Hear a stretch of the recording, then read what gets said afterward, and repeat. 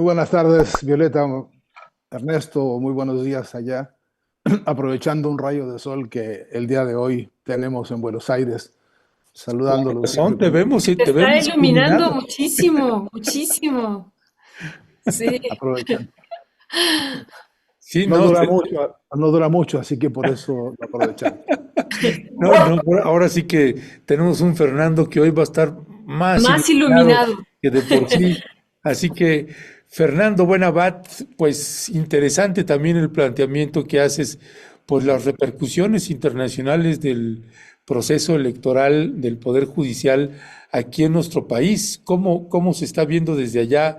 ¿Cuáles son las lecturas que estás viendo?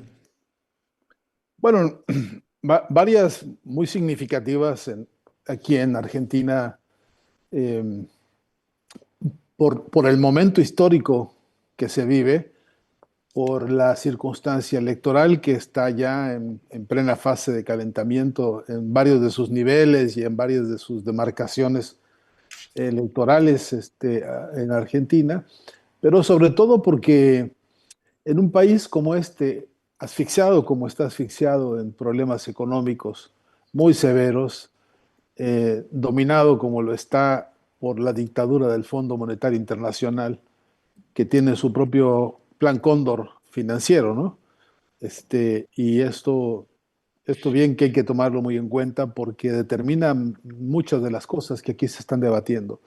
En medio de, repito, un país tan asfixiantemente endeudado como lo es Argentina hoy, un país que a estas horas, como todos los miércoles, los jubilados, las personas mayores, están protestando frente a la Cámara de Diputados, ahí siendo reprimidos a esta hora, como cada miércoles, con gases lacrimógenos, hay muchos más policías que manifestantes ahí a esta hora.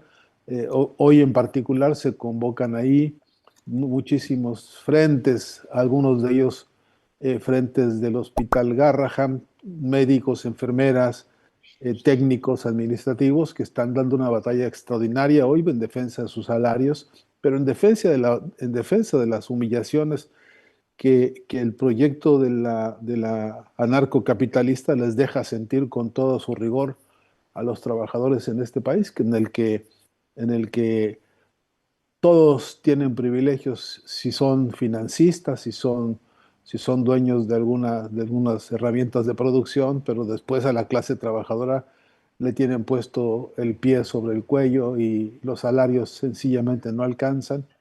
Y dicen ellos que la manera de controlar la inflación es eso, que no haya dinero para comprar nada.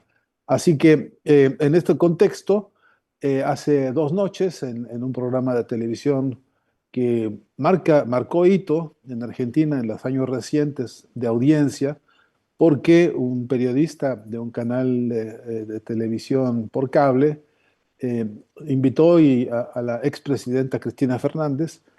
Hoy es la presidenta del Partido Justicialista, el partido clásico del peronismo, a una entrevista larga, minuciosa, puntillosa, etcétera, en la que, entre otras de las muchas cosas que se dijeron, se dijo que la propia presidenta, expresidenta y ex vicepresidenta será ahora candidata a diputada por una demarcación específica de la provincia de Buenos Aires.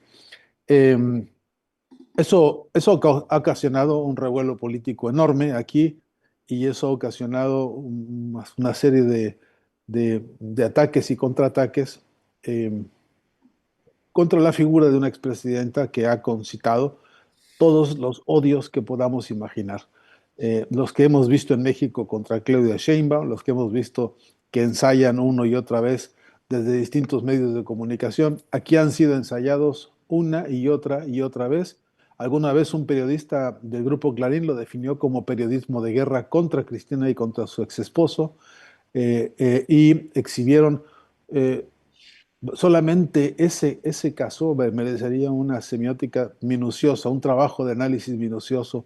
Algún día lo haremos si nos da el tiempo, de las portadas que publicó la revista Noticias sobre la expresidenta, en las fotografías trucadas, fotografías alteradas con la figura de la expresidenta, en las condiciones más deleznables, más humillantes, más ofensivas, más canallas que uno puede imaginar, y se dieron el tupé, nunca hubo quien frenara, no hubo manera de controlarlo, pero fue un despliegue de una ofensiva absolutamente cínica del Grupo Clarín y sus publicaciones contra la figura de la presidenta. Eso tiene cuenta esto por lo que voy a referir del tema que habíamos acordado para hoy, porque, porque es un país en el cual la Suprema Corte de Justicia hoy son dos personas, son solamente dos personas. Una de ellas impuesta por el expresidente Macri y la otra impuesta por el actual presidente Milei. Y, y la expresidenta Cristina Fernández, en esta entrevista de la que hago alusión, mencionó la experiencia de México del proceso electoral en el que se eligen ahora jueces, magistrados, fiscales, etcétera.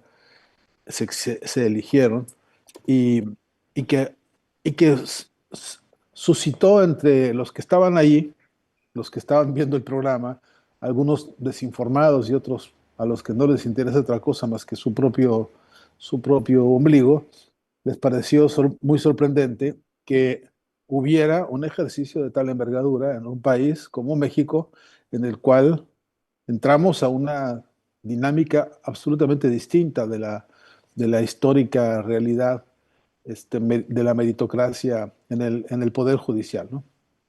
Y, y fue una voz que hizo una reflexión muy particular porque aludió Cristina Fernández a la iniciativa originaria de Andrés Manuel López Obrador y después, por supuesto, al plan C, con el que finalmente se consolidó la mayoría, que pudo hacer las transformaciones constitucionales y que además pudo decidir ir hacia una elección como esta. Ha sido fascinante observar, Violeta, Ernesto, eh, la furia de las burguesías nacionales, la furia de todos estos que son sirvientes de los terratenientes. Hay que decir que no hay uno solo de estos señores que se hacen llamar periodistas que no sea sirviente de alguno de los latifundistas nacionales y extranjeros. No hay uno solo que no esté vinculado de manera directa e indirecta con con los terratenientes más obscenos que hay en Argentina. El año antepasado, para, si no me equivoco, la propia, los propios jueces de la Suprema Corte de Justicia, junto con representantes del Grupo Clarín y de estos periodistas, se subieron en un avión privado y se fueron allá al sur, donde Lewis, dueño de buena parte de los territorios de Argentina, los invitó a comerse un asado, a pasar un fin de semana, a departir entre ellos, porque favores se deben muchos mutuamente.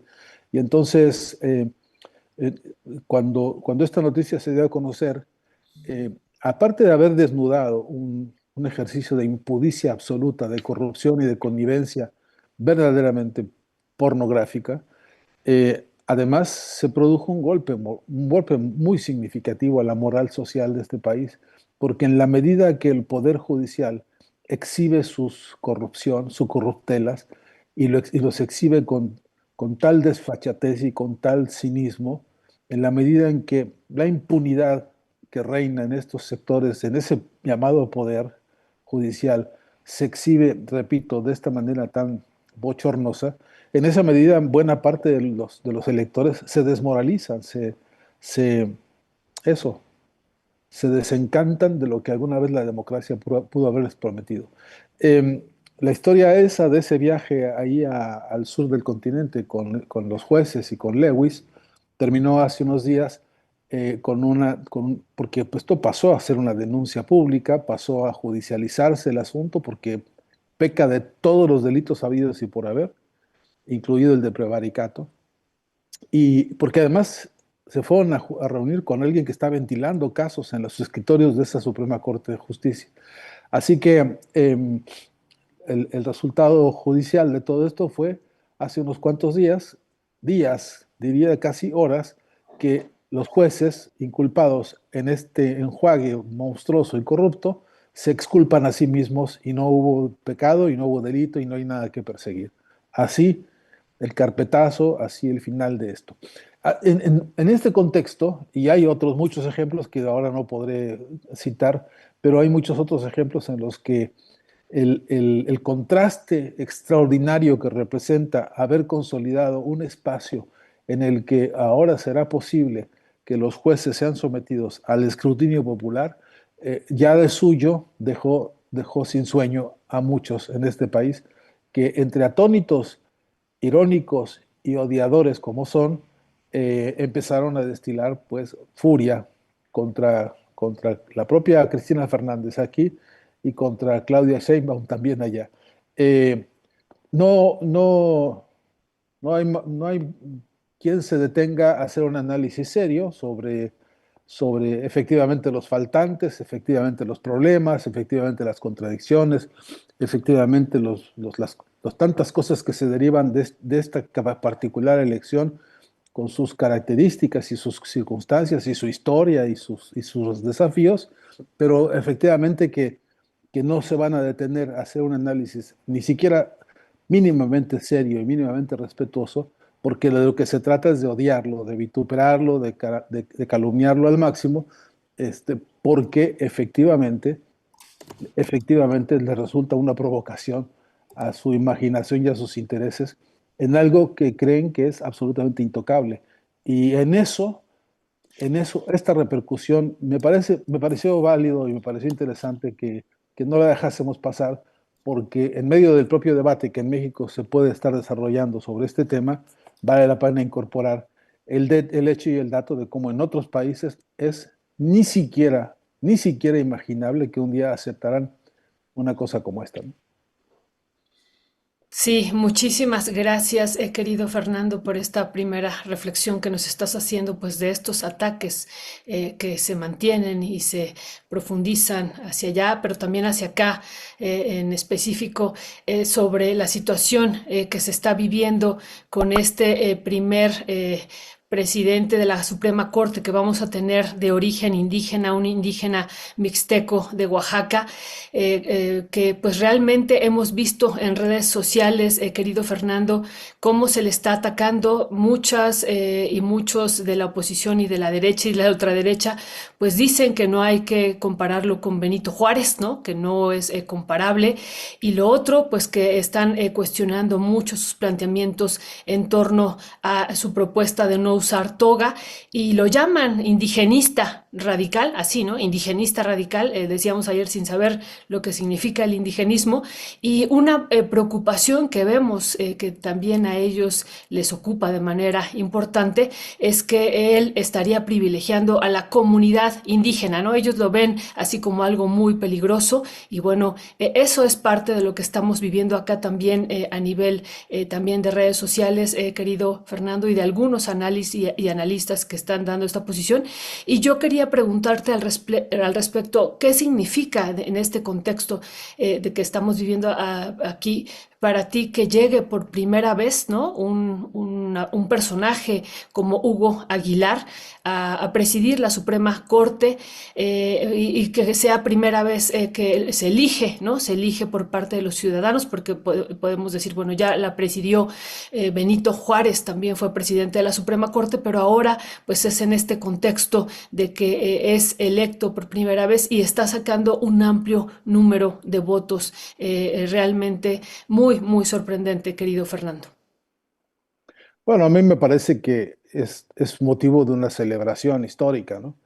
Que tiene que ver pues, desde luego con la historia y la figura de un hombre que a carta cabal hoy concita la confianza de un electorado que, que lo que hace es darle una orden, ¿no? La razón del voto es un mandato y es ir por la justicia social, ir a consolidar esta añorada y tan aletargada y tan postergada eh, premisa de las luchas de los pueblos, que es ir por la justicia social, con todas las armas habidas y por haber, las armas de las ciencias, las armas de las artes, y las armas de la justicia, ¿no? de las legislaciones. Entonces, a mí me parece que debería ser en primer lugar una celebración histórica, porque no solamente es una celebración eh, de coyuntura, es una celebración que conecta con una herencia política, simbólica, histórica de muchísimas luchas centenarias en México, ¿no? Eh, porque, porque repone en un lugar de preferencia, en un lugar eh, quiero usar la palabra con cuidado porque es una palabra indispensable, es en un lugar de dignidad.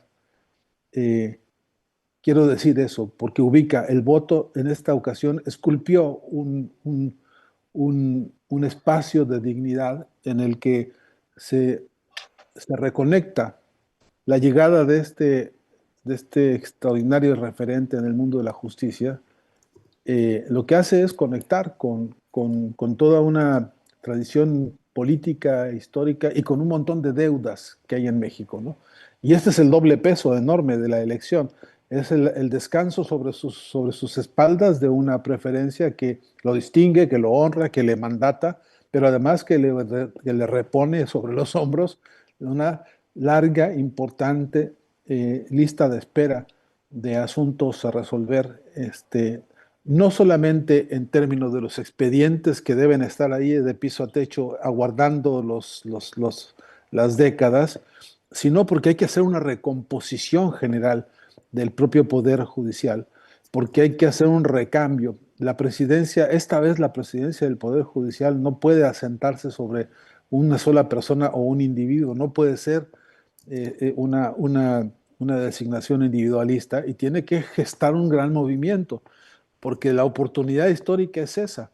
Esto que está ocurriendo, algunos muy apuraditos que los he estado leyendo en estas horas recientes, ya quieren entrar a hacer evaluaciones y ya han tirado sentencias y frases históricas y más de uno ya se despacha con la cuchara de la verdad absoluta, cuanto que esto no se puede evaluar en el muy corto plazo. En el muy corto plazo apenas es una perspectiva aritmética con todos los problemas que esto pueda conllevar, este, hasta el punto de si satisface o no satisface expectativas más diversas, pero es que hay otro problema de largo plazo y más profundidad, que es el que tiene que empezar a resolverse y no va a poder hacerlo una sola persona. Lo que va a poder esa persona es aportarle esta carga histórica, esta carga simbólica, esta carga política que es esta vez, esta vez, este cargo, esta persona se parece a su pueblo, ¿no? Y esta vez habla como su pueblo, piensa como su pueblo, y además seguramente ha sentido los rigores de participar y de pertenecer a las luchas populares. Entonces, eso cambia totalmente el panorama, y eso para la burguesía nacional mexicana no es tan fácil de aceptar. Yo no quiero ni mencionarlo ahora por lo grotesco y por lo mediocre y lo ofensivo que es, pero el anterior presidente del Instituto Electoral se refirió a los pueblos originarios con el justo retrato de lo que son ellos, ¿no? Racistas, xenófobos, este, eh, supremacistas, bueno, todos los calificativos más deleznables que uno les pueda poner, porque son eso, son niños ricos, son pirurris, ¿no? Se les llaman, no me acuerdo ahora el nombre que usó la presidenta Sheinbaum hace unos días sobre Claudio X González, es un junior, ¿no? Son todos estos juniors que entienden a la política como una especie de beca accesoria para su currículum y con ningún otro interés. Ahora la historia va a cambiar, pero no va a cambiar solo porque haya habido elecciones y porque haya habido nombramientos y porque tengamos ahora un compañero que representa nuestras más profundas raíces históricas. Va a cambiar si realmente nos comprometemos y participamos de fondo en los campos jurídico-políticos, Violeta, pero fundamentalmente también en los campos culturales y simbólicos. Esta guerra que está desplegándose es también una guerra cultural, una batalla cultural de fondo.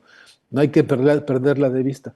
Ayer Ernesto ya le había pedido, pero no me hizo caso, que pusiera la foto que él difundió ayer en, en- en Twitter, este, con unas mujeres con sus respectivas actas listas para votar y que fueron usadas como escarnio, como burla,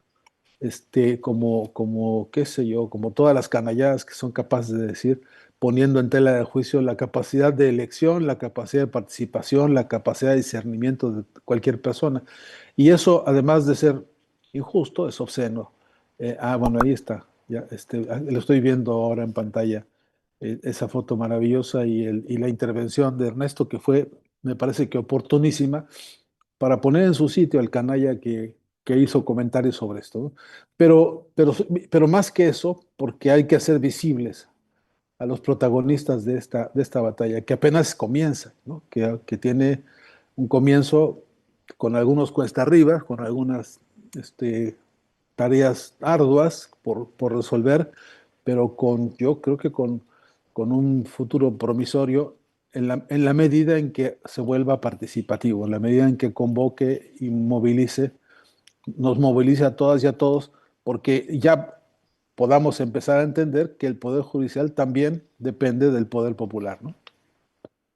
Ya, gracias Fernando.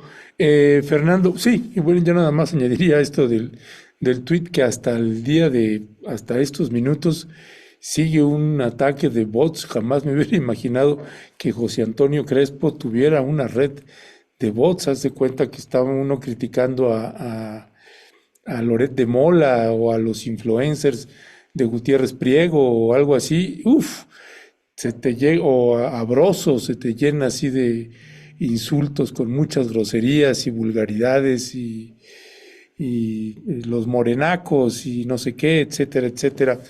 Eh, eh, Fernando Buenabat, este resultado electoral que tuvimos ahorita en México, donde pues se habla de pues prácticamente casi 13% de la votación, 12 y algo, para ser exacto, 12.9 es el porcentaje de la votación de la participación ciudadana. ¿Qué decir sobre este proceso? Tenemos ya poder ejecutivo, poder legislativo, poder judicial. Viene otra batalla también que se aproxima, donde pues se intentará con el gobierno de la Cuarta Transformación también hacer recortes con el número de representantes en Cámara de Diputados, en Cámara de Senadores, y este cambio que se da en la Suprema Corte de Justicia de la Nación, ¿qué implicaciones consideras que va a tener para nuestro país, para bien o para mal, según sea el caso? Pues a mí me gusta, Ernesto, siempre eh, anteponer a estas preguntas que son las verdaderas preguntas que ayudan a problematizar, ¿no? A mí me gusta siempre anteponer la otra pregunta que es, bueno, ¿con respecto a qué? Porque un país que tiene la cantidad de ciudadanos, de habitantes, y la diversidad, ahí es la cuna de 5 grandes civilizaciones, ¿no? Con, con derivantes, con presencias, con subsistencias de lo más diversas, ¿no? Tenemos un país con una historia, las transformaciones, la independencia todavía inconclusa, ¿no? La reforma todavía inconclusa, la revolución todavía inconclusa. Estamos pretendiendo que en este momento una cuarta transformación sea capaz de ayudar a resolver y a cerrar los capítulos todavía inconclusos, todas las deudas que han dejado esos movimientos históricos, por cierto, todavía vivos, ¿no? Todavía el antiimperialismo de José María Morelos y Pavón y el antiimperialismo de Hidalgo están en pie porque siguen siendo repudios a los modelos coloniales imperiales que hay que seguir combatiendo, ¿no? Y bueno, y así con Juárez, ¿no? Y con Zapata y con Villa, el plan de Ayala inconcluso, incumplido, 1000 veces prometido y 1000 veces no resuelto. Y bueno, y tanta cosa que hoy es un cúmulo de necesidades vigentes a las que se suman las nuevas necesidades históricas en materia tecnológica, en materia de geopolíticas, en materia de problemáticas incluso educativas. un cúmulo de necesidades históricas que serían la base de un diagnóstico, una problematización profunda del país, ¿no? A eso es a lo que hay que atender. Esta Suprema Corte de Justicia, este nuevo o este renaciente o renovado o remozado poder judicial junto con los otros poderes van a ser capaces de resolver en alguna parte todas estas necesidades o problemas pendientes. A mí me gusta esa pregunta, pues, como inducción, porque, entre otras cosas, se necesita que la eficiencia, la rapidez, la precisión y la participación para que todas estas cosas se resuelvan en la medida, pues, de lo deseable, lo posible y lo realizable, de lo que hablaba Sánchez Vázquez, ¿no? Entonces, hay, por ejemplo, un problema histórico central que no vemos resuelto todavía, ni por el Poder Judicial, ni por el Ejecutivo, y ahora vamos a ver si el nuevo poder le entra también, que es el problema del poder adquisitivo ¿no? La clase trabajadora. Vamos a ver ese poder dónde está, en qué condiciones, por qué se ha retrasado tanto la justicia para el trabajador en el sentido de no haber resuelto hasta donde se ve un 1% del problema del plusvalor, ¿no? No se ve cómo haya podido ser resuelto el problema, bueno, por ejemplo, de las jubilaciones, que es parte del producto del trabajo. Y así, bueno, hay una agenda, ¿no? Compleja para discutir sobre esto. No están resueltos. Entonces, sería, a mí me parece interesante, no es que yo lo esté inventando, ya existen, ¿no? Diagnósticos importantes de las problemáticas y muy diversos también. La pregunta es si tenemos hoy una buena síntesis de estos diagnósticos como para que la problemática de hoy nos sirva como la regla de oro, ¿no? Con la que vamos a medir. ¿Será útil esta nueva configuración del Poder Judicial? Vamos a ver en los hechos cuántas cosas resuelve. Hay rezagos judiciales espantosos, espantosos. Hay rezagos democráticos espantosos. Este, ya puede proponerse que sean más o menos diputados. El problema es que los atrasos que hay en materia de democracia y de participación efectiva y de respeto por la voluntad de las agendas de los pueblos en lucha todavía está por verse en muchos campos. Todavía no hemos resuelto, perdón, ustedes, el problema de la inequidad comunicacional, los modelos y las concentraciones monopólicas, los latifundios mediáticos, pues, parece que nadie los va a tocar como no han tocado ningún latifundio. Eh, Esas agendas están vigentes, están presentes y creo que son las que ayudan a poder contestar con mediana claridad tu pregunta, Ernesto, de ¿servirán para algo todo esto?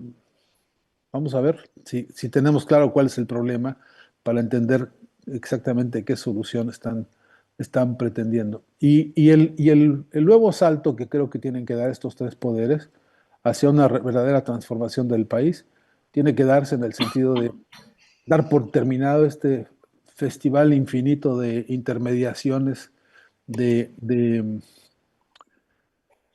de reformismos, de maquillaje, de coyuntura, de pan para hoy, pero hambre para mañana, ¿no?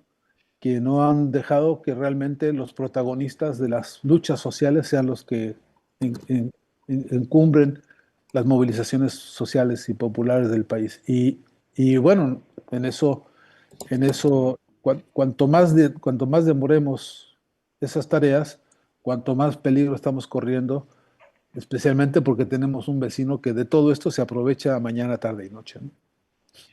Muchísimas gracias, querido Fernando. Pues para ir cerrando, que ya también tenemos a Brenda Quevedo, que vamos a hacer esta entrevista en unos minutos.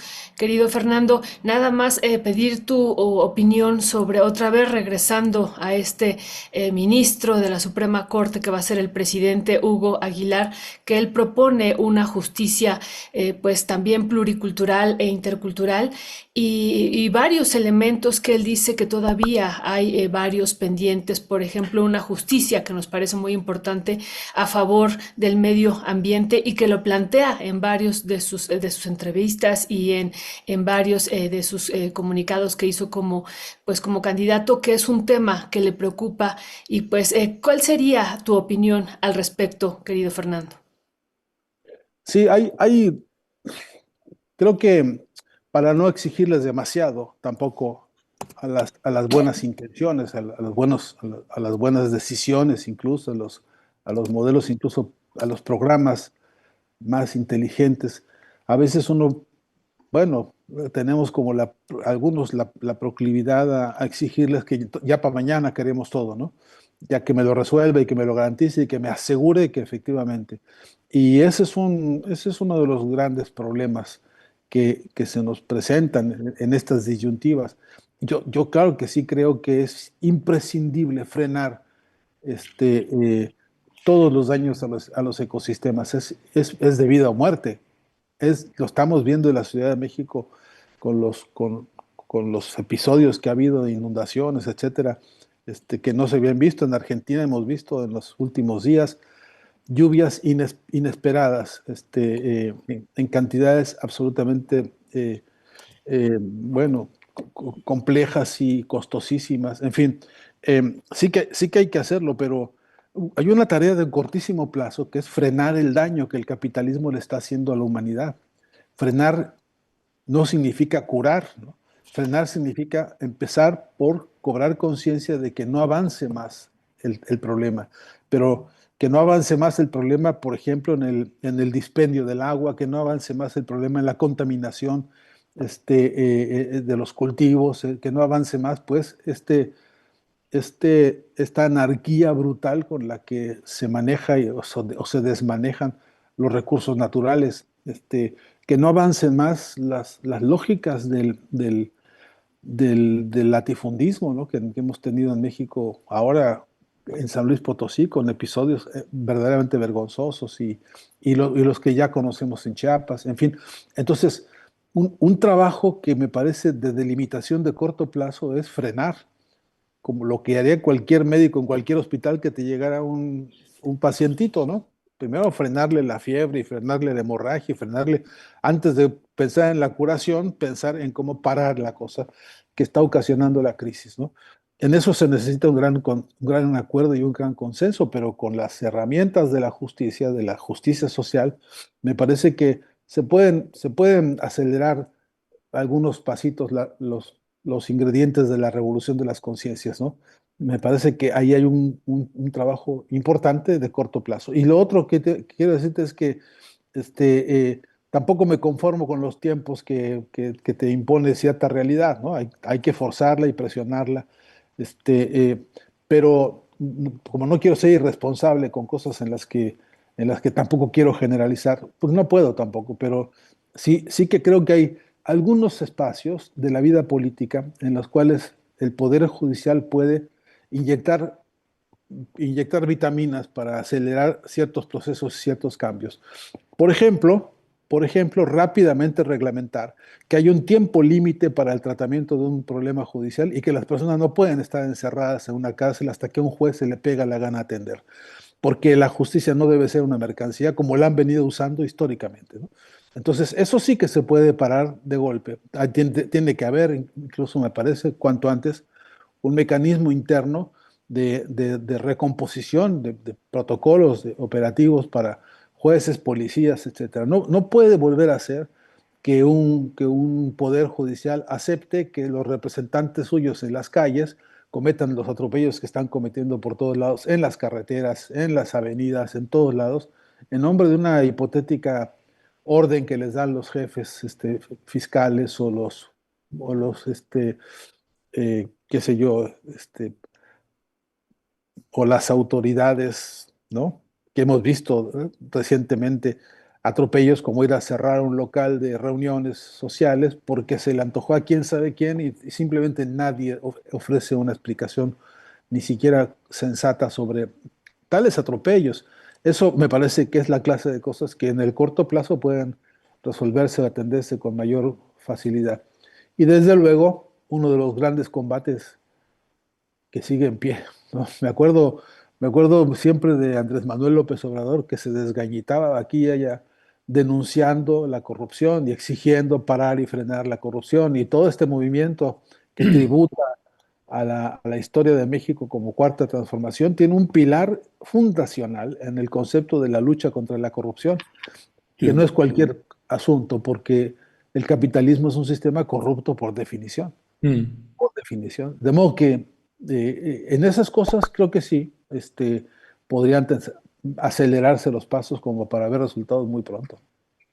Fernando Buenabad, querido Fernando, muchísimas gracias como siempre, Fernando. Te mandamos un fuerte y fraterno abrazo y qué bueno que tienes ahí ese rayito de luz, que se mantenga las mayores horas posibles.